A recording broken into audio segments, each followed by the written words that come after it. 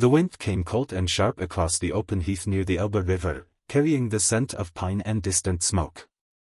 It was late autumn in 1878, and the vast Lüneburg Heath stretched like an endless prairie under a grey sky, dotted with birch trees and low heather that turned purple in summer but now lay brown and brittle. Few people traveled these lonely paths anymore, not since the railroads pushed farther north and the old drover trails fell quiet. Jakob Reiter rode alone on a sturdy Hanoverian gelding named Stern, his long duster coat flapping against his legs, a wide-brimmed hat pulled low over his eyes.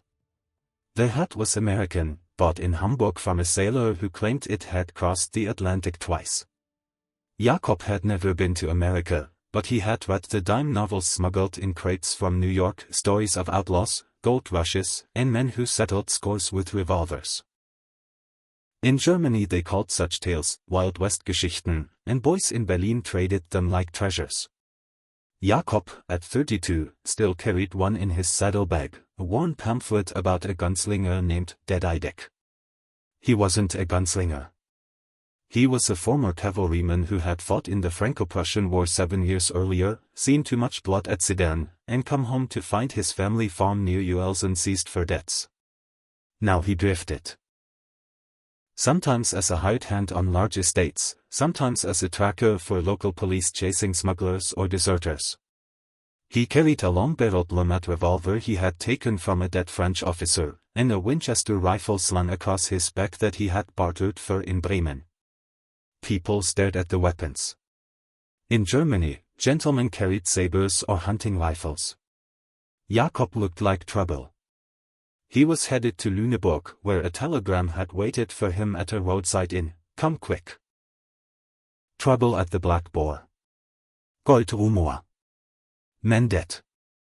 Heinrich Voss. Heinrich Voss was an old comrade from the war, a big man with a laugh like thunder and a temper to match. He had bought the Black Boar Tavern on the outskirts of Lüneburg 5 years ago, turning it into a stopover for merchants, travelers, and anyone willing to pay for strong beer and silence. Lately, whispers had spread through the heath. Someone had found gold, not much, just flecks in the river gravel near the old salt mines, but enough to draw prospectors, gamblers, and worse. Jakob urgeht Sturm into a Trot. The heath gave way to sparse woods, then to the low hills that guarded Lüneburg. By dusk he saw the tavern's lights, 2 lanterns swinging outside a half-timbered building with a steep thatched roof. Smoke curled from the chimney. Horses stood tied to the rail, more than usual. He counted 8. Too many for a quiet night. He dismounted, tied Stern to a post, and loosened the Lamat in its holster. The door creaked as he pushed inside.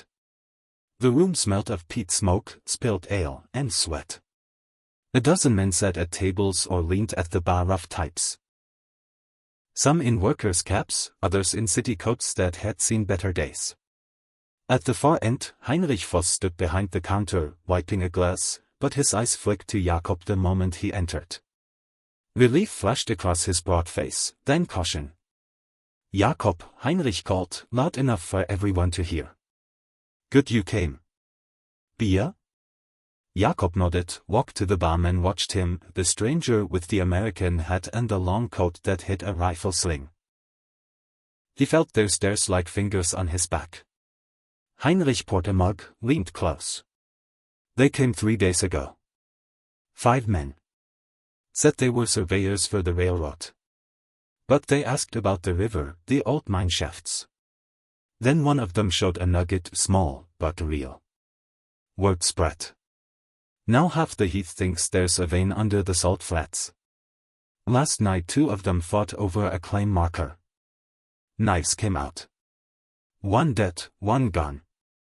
The others are still here, waiting. Jakob sipped the beer. Bitter, strong. Who leads them? Man named Kruger.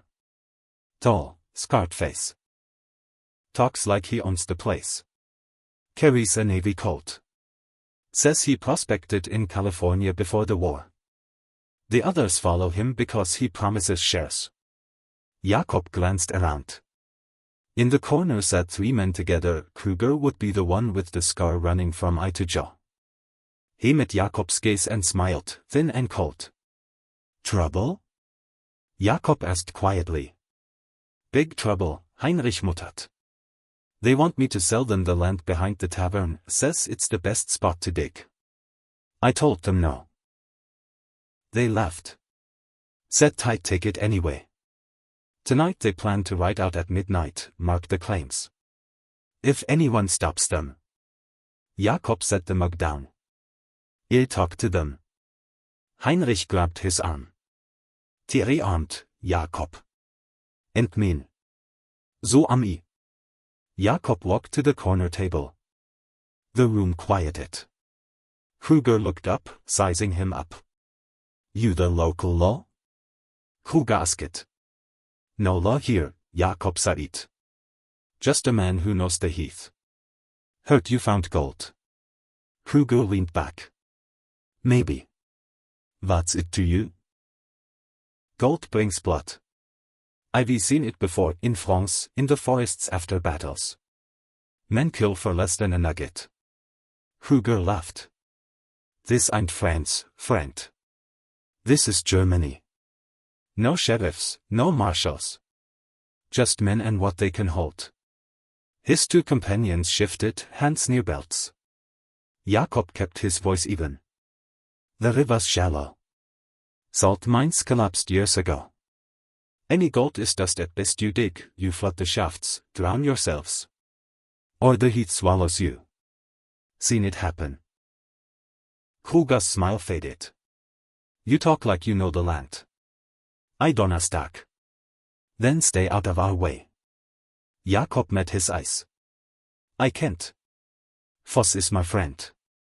The land's his. You ride out tonight, Duelle answer to me. Silence stretched. One of Kruger's men stood slowly, hand on a pistol. Jakob's coat fell open just enough. The lummat gleamed in lamplight, 9 shots in the cylinder, 9 reasons to think twice. Kruger studied him. You got a name, stranger? Jakob Reiter. Kruger's eyes narrowed. Heard of you. Kavallerist. They say you once shot 3 French dragoons from horseback, never missed. Stories grow, Jakob said. Kruger stood. Tall, broad. We ride at midnight. If you read there, we'll see whose story ends tonight. He walked out, his men following.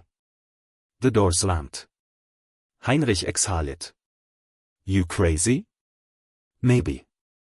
Jakob stepped outside. Night had fallen hard. Stars sharp overhead.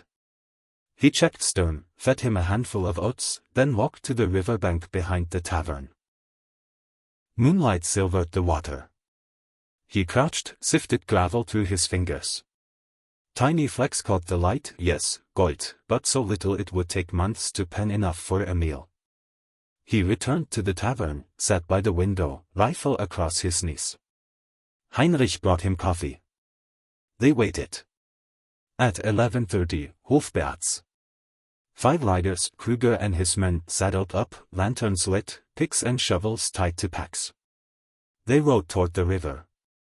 Jakob mounted Sturm, followed at a distance. The heat swallowed sound.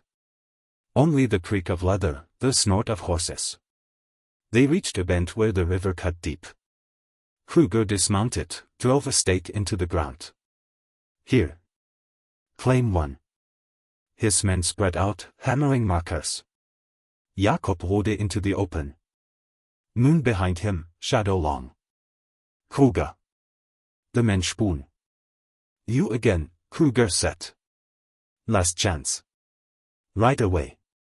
Kruger drew his Colt. Or what? Jakob slid from the saddle, rifle ready but not raised. Or we settle it like in the stories you read. 1 against 5. But I don't miss. Kruger laughed again, but it sounded forced. You think you're some cowboy? I think you're fools digging in salt poison. But if you want blood, we'll get it. One of Kruger's men, the young one, nervous, stepped forward. Boss, maybe we. Kruger shoved him back. Shut up, He raised the colt. Draw, Reiter. Jakob's hand hovered near the Limmat. Heart steady. He had faced worse, cannon fire, bayonets in fog. Kruger fired first. The shot cracked, bullet kicking dirt near Jakob's boot. Jakob drew, smooth, fast. The Limmat barked once, twice. Kruger staggered, hand to chest. The colt fell. The others froze. Jakob's voice carried clear. Next man who moves dies. Silence. Wind in the heather. The young one dropped his pick. Wir reden. They backed away, mounted, rode into the dark without looking back. Kruger lay still, eyes open to the stars. Jakob knelt, closed the eyes. Fool. He rode back to the tavern. Heinrich waited at the door. Over? Over. They buried Kruger at dawn in a shallow grave by the river. No marker. The heath would forget him. Days passed. The gold rumor died. Men drifted away. The black boar returned to quiet nights and regular travelers. Jakob stayed a week, helping Heinrich repair fences, chop wood. One evening, as they sat by the fire, Heinrich asked, "You going back on the road?" Jakob stared into the flames. Maybe. Or maybe I stay. The heath's big enough for a man who wants quiet. Heinrich smiled. You'd make a poor farmer. Better poor farmer than dead prospector. They laughed. Weeks turned to months. Jakob bought a small plot near the river, not for gold, but for pasture. He built a cabin, bought sheep, learned the slow rhythm of the land. Sometimes at night he read the old dime novel by lamplight, smiling at the exaggerations. The heath stayed wild, empty, beautiful.